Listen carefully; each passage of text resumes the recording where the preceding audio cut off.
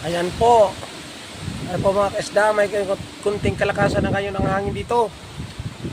Diyos ko po, dapat maghina lang ang hangin. Yan.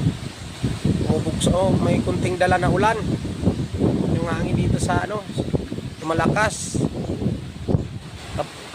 Yan, pabugso-bugso hangin ngayon mga kaisda. Dito sa Brate. Kamusta na kaya yung mga kapatid natin din sa ibang lugar? Kamusta na po kaya ang ilang mga Yan. Ito po ang sitwasyon sa labas namin.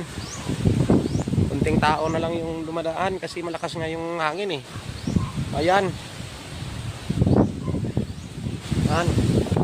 Nagkabugso-bugso yung hangin. Makita na yung mga ng lubi. Yan. Yung bunga. Yun. Yan. Yan. Noy, hindi ka doon sa akin, Noy, kalakatakas sa krasada, Noy, kaya basi kung matumbahan ka ng lubi, baka hindi pa lang alam ng pamilya mo. Oh, pumasok ka na doon, huwag ka na dito sa karsada kasi delikado nga eh. Oh, ayan.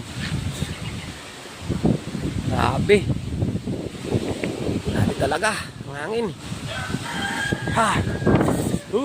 Yan. Yan. Wow. Wow. Lakas na lang. Yan. Uwi na tayo mga kaisda. Malakas na yung hangin eh. Yan. Yan.